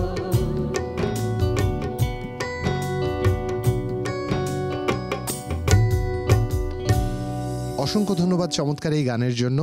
একজন মিল্টন খন্দকার তার অবস্থান থেকে মোহাম্মদ রফিকুজ্জামানকে যখন দেখছে, নিশ্চয়ই অনেক ক্রমে যখন জানতে পারলো, নিশ্চয়ই অনেকগুলো জিজ্ঞাসা জন্মেছিল। সাহস করে কখনো বলা হয়েছে, কখনো বলা হয়নি। এমন যদি কোনো কথা থাকে স্যারকে বলার সুযোগ হয়নি, বা এমন কোনো আবদার থাকে যে আবদার করবার কখনো সুযোগ হয়নি, আজ আমরা তার সাক্ষী হয়ে থাকতে চাই। আসলে আমি একটু অন্যভাবে বলতে চাই কথাটা। সেটা হলো যে একটি পৃথিবীকে যদি বাঁচতে হয়, যেমন বৃক্ষ প্রয়োজন, তেমনি আমাদের গীতি কবিদের জন্য একজন মোহাম্মদ রফিকুজ্জামান প্রয়োজন। তো ওনার কাছে আমাদের একটি চাওয়া যে আল্লাহ যেন ওনাকে সুস্থ রাখে, দীর্ঘায়ু করেন ওনাকে।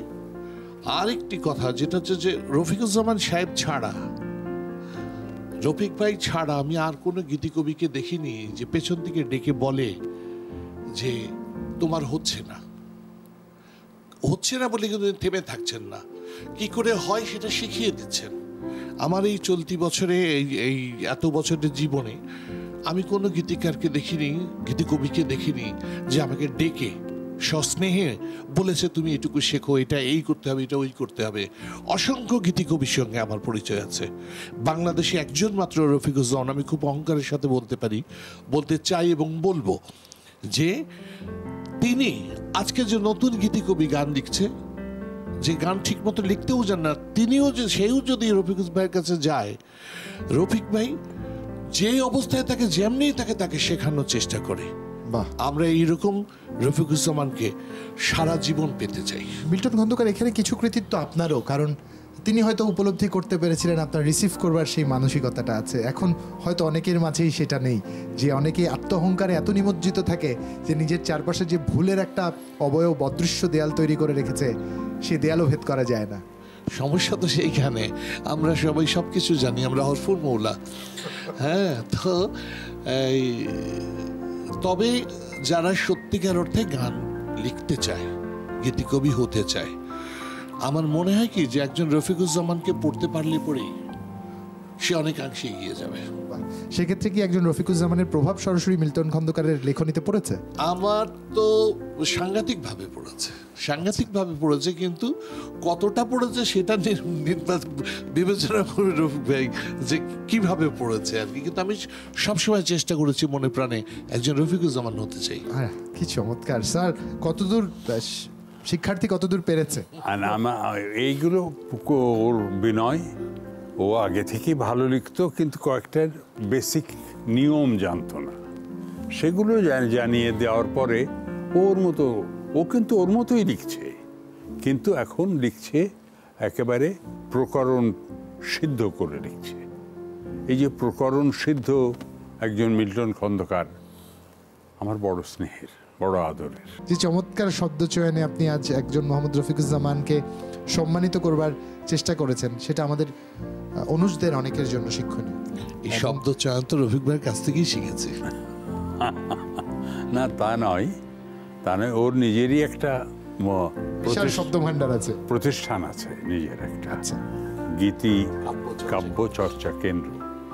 আমি একসময় মাঝে মাঝে ওর আমন্ত্রণে বা নিজের আগ্রহেই চলে যেতাম, যে ওখানে বসতাম, দেখতাম ছেলেমেয়েরা শিখছে, লিখছে, লেখা শেখানো, গাওয়া শেখানো। এই যে বিষয়টি আমার খুব ভালো লাগতো। একটি কারণে, যে মিল্টন খন্দকারের চেয়ে বড় ও আর কোনো সুরস্রষ্টা নয়, তা তো না। কিন্তু মিল্টন খন্দকার একজন আছে যিনি যে চেষ্টা অন্যকে তুলে ধরবার চেষ্টা করছে, তুলে আনবার চেষ্টা করছে। বাহ, হ্যাঁ, আমার জীবনের প্রথম যে বড় করে জন্মদিন করা, আমার 50তম জন্মদিনে, সেটাও মিল্টন খন্দকারের একক আয়োজনে, বাহ। তার ওই গীতি কাব্য মানে চর্চা একটু কেন্দ্রের বিপ্লব আয়োজনে। খন্দকার জানতে চাই, এই বিদ্যাপীঠে আমাদের মতো একদম না জানা মানুষের ভর্তি হওয়ার সুযোগ আছে কিনা, নাকি কিছু জেনে আসতে হবে? কোনটা? আমি যখন গান লিখেছি তখন আমিও তো কিছুই জানতাম না। বাহ, তো সুতরাং না জানা মানুষ আগ্রহ প্রকাশ করলে সেই আগ্রহকেই আমরা সম্মান করতে চাই। বাহ, চমৎকার। তাহলে যাক, আমার কোনো গতি এবার হবে এটা নিশ্চিতভাবে বলে দেওয়া যায়। অসংখ্য ধন্যবাদ আপনাকে এসে সময় দেওয়ার জন্য। আরো একবার ঈদ মোবারক। আবার দেখা হবে। আমার কিন্তু ওই দাবিটা থেকেই যাবে মিল্টন, যেটা দাবি আমি সেই 50তম জন্মদিনে করেছিলাম, ওই দাবি কিন্তু আমার থেকেই যাবে। আচ্ছা, এই দাবির সাক্ষী আজ আমরাও হয়ে থাকলাম। এমন দিন আমাদের কারোই কাম্য নয়, আমরা দেখতেও চাই না এমন কিছু। আর কিছু বলার নেই, এর বিষয়ে বেশি কিছু বললে আর নিয়ন্ত্রণ করতে পারবো না নিজেকে। ধন্যবাদ। কোথাও পড়েছিলাম আপনার 75 এসে আপনি বলেছেন 75 ছুঁয়ে ফেললাম, 75 এসে গেল জীবনের। হ্যাঁ, আফসোস থেকে না পাওয়া থেকে, মানে কি কারণে, মানে এই উপলব্ধিটা কেন হলো স্যার? আসলে ব্যাপারটা হচ্ছে কি, যে মানুষ কিন্তু বয়স দ্বারা অনেক মানে প্রভাবিত হয় না, প্রভাবিত হয় না। যে আমি যেটা বলতে চাচ্ছি যে কথিত হয়, যেমন 60 বছর বয়স, ও 60 বছরের বুড়ো। 60 বছর হলেই কিন্তু তাকে বুড়ো বলা আরম্ভ হয়। তো সেখানে 70 পেরিয়ে 75-এ এসে গেছি। হ্যাঁ, তো এটা মনে হতো যে বেঁচে আছি, এটাই বিস্ময়। সেই 75 পেরিয়ে 80 পেরিয়ে এখন 82 চলছে, বেঁচে আছি, এটাই বিস্ময়। হ্যাঁ, এবং লিখতে পারছি, এটাই বিস্ময়। এস এম সুলতানের প্রভাবটা কিন্তু স্যার জানা হলো না। এস এম সুলতানের ব্যাপারটা হচ্ছে যে এস এম সুলতান মাঝে মাঝে আসতেন, এবং এই অদ্ভুত স্বভাবের মানুষটি, উনি প্রথমত থাকতেন আমাদের কলেজের, পরে আমি কলেজে গেছি, আমাদের সেই কলেজে সুপারিনটেনডেন্ট সাহেব ছিলেন আবুল কাশেম স্যার, ওনার সঙ্গে। আর দেখতাম যে এই লোকটা বাঁশি একটা নিয়ে ঘুরে বেড়ায়, হ্যাঁ, আর যেখানে ওই জায়গায় বসে ছবি আঁকে। তো এই দেখতে দেখতে লোকটার প্রতি একটা আকর্ষণ জন্মাতে থাকে। জন্মাতে জন্মাতে এমন অবস্থা হয় যে তার সঙ্গে পরিচয় হবার পর থেকে আর মানে নিজেকে কখনো তার থেকে বিচ্ছিন্ন করতে ইচ্ছা করেনি। তো ওই যে বললাম না, আমার জীবনে খুব অদ্ভুত ব্যাপার যে আমি গ্রাম দ্বারা আমার সমস্ত বাল্যকাল নিয়ন্ত্রিত। মাঝখান থেকে সুলতান ভাই ঢুকে গেছেন, যিনি গানের নন, অথচ তিনি চমৎকার বাঁশি বাজান, চমৎকার নাচেন এবং চমৎকার আঁকেন। এই তিনটাই তার ছিল। আঁকতেন আর কি সবই পাস্ট টেন্স, কিন্তু আমার কাছে পাস্ট টেন্স মনে হয় না। আমার কাছে মনে হয় যে সুলতান ভাই এখনো ছবি আঁকেন, কোথাও আঁকেন, কোথাও বসে নিশ্চয়ই আঁকেন। না হলে অত প্রতিভা, অত বড় প্রতিভা তো উধাও হয়ে যেতে পারে না। না, শক্তি তো অবিনশ্বর, রূপ বদলায় শুধু একরকম থেকে আরেক রকম। এস এম সুলতান রূপে যিনি এসছেন, এখন হয়তো অন্য কোনো রূপে তিনি প্রকৃতির মাঝেই আছেন, এটা বিশ্বাস করতে চাই। এবং এটা বিশ্বাস করাটা আমাদের জন্য খুব বেশি প্রয়োজন, কারণ এমন মানুষ হারিয়ে ফেলাটা আমাদের জন্য একটা বিশাল বিশাল লস। তো এই যে সুলতান ভাই, ইনি পরবর্তীতে যশোর কলেজ থেকে, পুরানো রাজবাড়ি ছিল পরিত্যক্ত, চাচড়া পুরানো রাজবাড়ি, যশোরের রাজার বাড়ি। তো সেই বাড়িতে উনি একটা ঘর পরিষ্কার করে নিয়ে, বিশাল করে নিয়ে, ওই বাড়ির বিভিন্ন ঘরের দেয়ালে দেয়ালে তিনি যে ওয়াল টু ওয়াল ছবি এঁকেছিলেন। পৃথিবীর কোনো সভ্য দেশ হলে তা কখনো ভাঙত না, সংরক্ষণ করত। কিন্তু পাকিস্তান আমল ছিল সেটা, ওখানে বিডিআর ক্যাম্প, ইপিআর ক্যাম্প বানাবেন বলে ওটা ভেঙে গুড়িয়ে দেওয়া হলো। এবং আমরা যে কি হারালাম, আমাদের চোখের সামনে বসে বসে কেঁদেছি। যে আমাদের চোখের সামনে সুলতান ভাইয়ের এই ছবিগুলো কিছুতেই রক্ষা করতে পারছি না, কিছুতেই রক্ষা করা সম্ভব না, সব গুড়িয়ে দিল। তো সেই রাজবাড়িতে আমি যেয়ে ওনাকে ডাকতাম, খুব মজার ব্যাপার। আমি যে ওনাকে ডাকতাম, ডাকলে উনি উঠলে ওনার সমস্ত মানে তল্পি তল্পা যা ছিল সব আমি নিতাম। ওই কোথায় শ্মশানে এক সাধু আছে, সেইখানে যে হাঁটতে হাঁটতে ওনার সঙ্গে যেতাম, দেখতাম ওনার কাঁধে কাক এসে বসেছে। আমার কাঁধে তো বসতো না, ওনার কাঁধেই বসতো। এমনও হয়েছে সাপ। আর একটা সহজ কথা বলি, আমরা যখন ওনাকে ঢাকায় নিয়ে আসলাম ওনার প্রদর্শনীটা করব বলে, সেখানে যে ঘরের মধ্যে বসে উনি ছবি আঁকতেন, সেই ছবিগুলো দেখতে 30 ফুট দূরত্ব লাগে কমপক্ষে, কিন্তু ওরই মধ্যে বসে তিনি সেই ছবিগুলো এঁকেছেন। এবং সেই সময় উনি তো একা একটা রুমে আছেন, আমরা তাই জানি। তো গাড়ি পাঠানো ওনাকে আসার জন্যে, গাড়ির দরজা খুললে দেখা গেল 15-20টা বিড়াল বেরোলো প্রথম, তারপর উনি বেরোলেন। এই বিড়ালেরা তো আর কারো কাছে যায় না, সুলতান ভাইয়ের কাছে কেন গেল? প্রকৃতির আপন সত্তাকে ঠিকই বেছে নেয়, ঠিকই খুঁজে পায়। এই যেটা হচ্ছে, আমরা বুঝতে পারি। হ্যাঁ, যেটা হচ্ছে যে উনি যে ওই যে সে পরমাত্মার সঙ্গে যোগ সম্পন্ন একজন মানুষ, সেই জন্যে প্রকৃতি তাকে চিনতে পারে। স্যার, যে প্রসঙ্গটা আমরা ছিলাম সেই প্রসঙ্গতে নিশ্চয়ই ফিরে আসবো, তবে এই পর্যায়ে আরো একটি গান আমরা শুনতে চাই। যাচ্ছি রাজীব এবং প্রিয়াঙ্কার কাছে।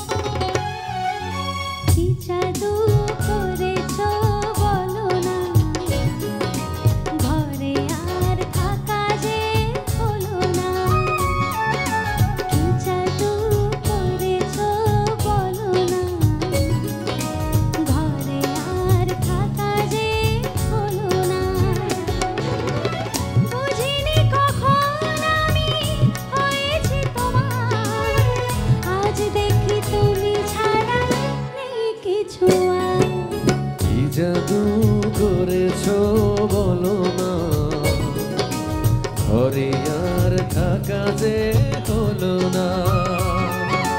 কি জাদু করেছো বলো না, ঘরে আর থাকা যে হলো না। বুঝিনি কখন আমি হয়েছি তোমার, আজ দেখি তুমি ছাড়া কিছু। কি জাদু করেছো বলো না, ঘরে আর থাকা যে হলো না।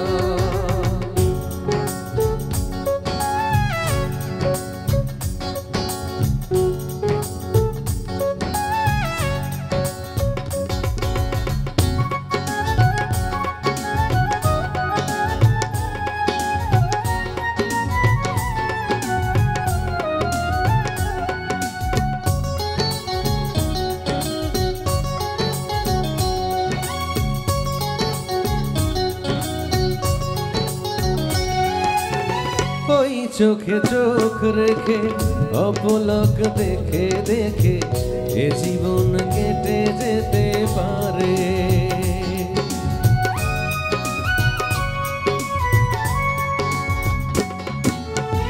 বলো না অমন করে, সুখে আমি যাব মরে, তোমারই বুকে বারে বারে।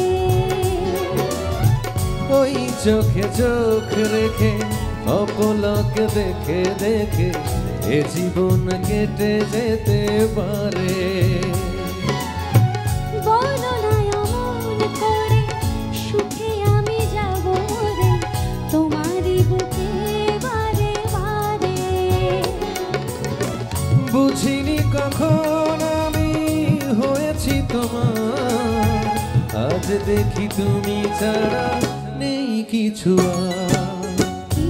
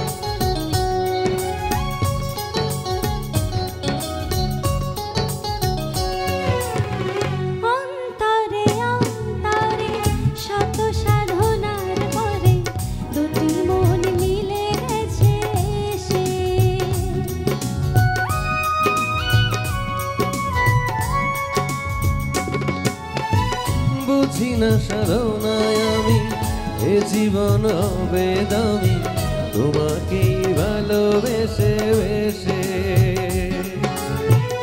অন্তরে অন্তরে শত সাধনার পরে দুটি মন মিলে গেছে সে।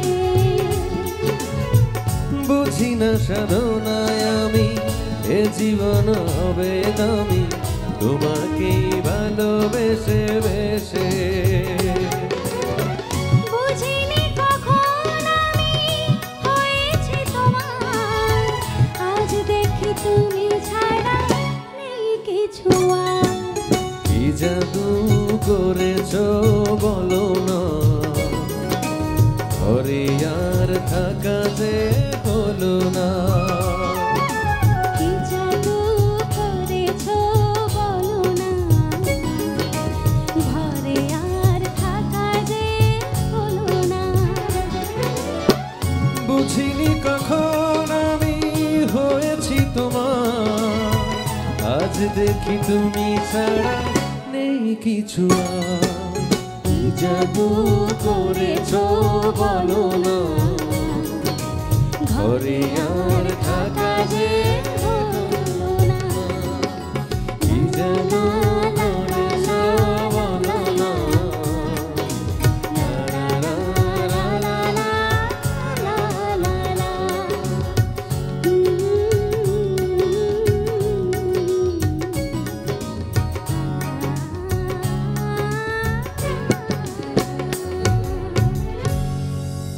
অসংখ্য ধন্যবাদ দুজন সঙ্গীত শিল্পীকে অসাধারণ এই গানের জন্য। পরপর তিনবার জাতীয় চলচ্চিত্র, পরপর বলছি না, বা 3বার জাতীয় চলচ্চিত্র পুরস্কার পাওয়ার আপনি নিজ থেকে বলেছেন আপনাকে যেন আর এই পুরস্কারে পুরস্কৃত করার না হয়। যিনি সম্মাননা পান তিনি সাধারণত কখনো এরকম বলতে আমরা শুনিনি। আপনার এই অভিমান, এই অভিযোগ বা এই বক্তব্যের কারণ? না না, এটা কিন্তু অভিমান না। আচ্ছা, আমরা একটু জানি। আমি পুরস্কার পাওয়ার পরে আমি যেটা বলেছিলাম সেটা হচ্ছে যে আমি একবার পুরস্কার পেলাম, একই পুরস্কার, ওটা আবার দ্বিতীয়বার পাওয়ার দরকার কি আমার? বাহ, অন্য কাউকে দেওয়া হোক। আমি যদি বরাবরই আমার ছবি রিলিজ হতে থাকে আর প্রতি বছর যদি আমাকেই পুরস্কার দেয়, তাহলে নতুন যারা আসছে তাদের উৎসাহ দেবে কে? তারা কোথা থেকে উৎসাহ পাবে? এটা থেকে বলেছিলাম যে আমি এই পুরস্কার আর গ্রহণ করব না। গানের বেলায় বিশেষ করে বলেছিলাম যে গানের বেলায় আমি দ্বিতীয়বার পাওয়ার পরেই বলেছি এই পুরস্কার আমি আর গ্রহণ করতে চাই না। স্যার, সেক্ষেত্রে একদম শেষ পর্যায়ে দাঁড়িয়ে আয়োজনের আমরা তারুণ্যের কাছে প্রত্যাশাও শুনবো, একই সাথে আপনার জীবনে যদি কোনো না পাওয়া কিছু থেকে থাকে বা সময়ের হিসেব মিলিয়ে জীবনের এই প্রান্তে দাঁড়িয়ে এমন কোনো উপলব্ধি যে আপনি বলতে চান আপনার দর্শকদের, আপনার দর্শক আপনাকে শুনছে। আসলে বলতে চাওয়ার বিষয়টা এই যে আমি যে কি করতে চেয়েছি এটা আমি কখনো নিজে থেকে পরিকল্পনা করে করতে পারিনি। যেমন আমরা যখন যশোরের মতো জায়গায় প্রদর্শনীর বিনিময়ে নাটক করতাম প্রতি রবিবার সকালে, নতুন নাটক, এবং সে নাটক লিখতেন কে? সে নাটক লিখতেন আজকের রবীন্দ্র চেয়ার যিনি ঢাকা বিশ্ববিদ্যালয়ের সৈয়দ আকরাম হোসেন, অধ্যাপক সৈয়দ আকরাম হোসেন, আমি এবং আমাদের আরেক বন্ধু এহসান চৌধুরী। আমরা তিনজন প্রতি রবিবারে নতুন নাটক লিখে রিহার্সাল করে নাটক মঞ্চস্থ করতাম এবং দর্শনের বিনিময়ে আমাদের টাকা উঠে আসতো। আমাদের কোনোদিন লস হয়নি তাতে। এবং আমরা এই কলেজের ছেলেমেয়েরা মিলেই তখন কিন্তু নাটকগুলো করতাম। তো সেই যে নাটক লেখা, পরিচালনা করা, এ কিন্তু আমার একটা পিকুলিয়ার ব্যাপার। হঠাৎ করে ওই সময়ে এক যাত্রা প্রদর্শনী শীতের সময় হয়, তো সেই প্রদর্শনীতে যাত্রা হয়। তো এক যাত্রা পার্টির কয়েকজনের পক্স হয়ে গেছে, কারণ তারা খুব বিপদে পড়েছে, আমাদেরকে এসে ধরেছে। আমরা কয়েকজন গেলাম, যাত্রা করলাম, ওনাদের সিগারেটে নিয়ে একটু যাত্রা করেছি এবং অনেক দিন আমি যাত্রা করেছি। ওরা বই পাঠিয়ে দিত, এই চরিত্র আমি পড়ে টড়ে যেতাম। তারপরে ওই সেই কোথায় রংপুর, কোথায় দিনাজপুর, কোথায় মানিকগঞ্জ, বিভিন্ন জায়গায় গেছি, যাত্রা করেছি এবং যাত্রার কি অমূল্য অমূল্য সব অভিনেতাদের আমরা দেখেছি চোখের সামনে। হ্যাঁ, মানে এটা বলবার মতো নয়। ওই যে জিজ্ঞেস করলাম জীবনবোধের উপলব্ধি, হ্যাঁ, জীবনের প্রান্তে দাঁড়িয়ে ব্যাপারটা হচ্ছে কি যে পরিকল্পনা করে যদি কিছু করতাম তাহলে কত দূরে গিয়েছি, কোথায় আছি বলতে পারতাম। যেহেতু পরিকল্পনা করে কিছু করিনি, আমার মনে হয় যে সৃষ্টিকর্তাই আমাকে দিয়ে করিয়ে নিয়েছেন। আমি যা করেছি আমার কোনো তাতে কৃতিত্ব নাই। যিনি আমাকে তৈরি করেছেন তিনি আমাকে যখন যে পথে নিয়ে গেছেন আমি সেটাই করেছি, এবং সেভাবেই আমার জীবনে পর্যন্ত চলে এসছে। যদি আর কিছুদিন বাঁচি এভাবেই চলুক, যেদিন তিনি নিয়ে যাবেন চলে যাব, কোনো আপত্তি নেই, একেবারেই কোনো আপত্তি নেই। চমৎকার স্যার, অসংখ্য ধন্যবাদ। এটা আমাদের সৌভাগ্য যে আজকে আপনাকে আমরা পেয়েছি। না, অনেক শিল্পী তার অপূর্ণতার কথা বলেন, আমার কোনো অপূর্ণতা নেই। বাহ, আমার অপূর্ণতা নেই সবচেয়ে বেশি এই কারণে যে আমাকে আমার এক ছোট অনুজের মতোই, সে তার ঢাকায় একটা স্টুডিও ছিল, তো ওখানে আমি মাঝে মধ্যে যেতাম। যশোরের বাড়ি, এখনও সে যশোরে ফিরে গেছে। এখনও সে বলে যে একটা মানুষ শুধু গান লেখে, তাকে সারা শিল্পী সমাজ এত ভালোবাসে কেন? এই যে ভালোবাসা আমি মানুষের পেয়েছি, এই যে ভালোবাসা, বলছে যে গীতিকাররা ভালোবাসে, সুরকাররা ভালোবাসে, শিল্পীরা ভালোবাসে, আসলেই সবাই দেখি একটু কেমন ইয়ে হয়ে যায়, সম্মান দেখায়। তো এই মানুষের আর কি চাওয়ার আছে? ভালোবাসার চেয়ে বড় আর কি চাওয়ার আছে? আমার কিছু চাওয়ার নেই আর। চমৎকার। আরো একজন অতিথিকে আজ উপস্থাপনের সুযোগ পেলাম, আরো একজন অসাধারণ মানুষকে আজ আপনাদের সামনে পরিচয় করিয়ে দেওয়ার সুযোগ পেলাম। যে চমৎকার গানগুলো আপনারা শুনেন, হয়তো লোকমুখে যে গানগুলো বহুল শ্রুত, বহুল পরিচিত, সেই গানগুলো লেখার মানুষটাকে আজ ব্যক্তি জীবন থেকে জানাবার চেষ্টা করলাম। নিশ্চয়ই কাল অতিক্রম করে যায় সৃষ্টিগুলো আমাদের অবর্তমানে আমাদের প্রত্যেকের কথা কোনো না কোনোভাবে মনে করিয়ে দিবে। তবে জীবন সার্থকতা হতো এই যে নিজের জীবনের এমন প্রান্তে দাঁড়িয়ে যখন ঘুরে তাকানোর সুযোগ হয়, তখন দেখা যায় এক জীবনে চলে আসা পথ এবং পূর্ণতার একরকম অন্যরকম স্বাদ আমাদের জীবনে থাকে। আজকে এখানেই ইতি টানতে চাই, বিদায় নিতে চাই। তবে হ্যাঁ, স্মৃতির পাতায় আজকের এই দিনটি এক জলজলে নক্ষত্র হয়ে আমার জীবনে গেঁথে থাকলো। ভালো থাকবেন সবাই। শুভরাত্রি, ঈদ মোবারক।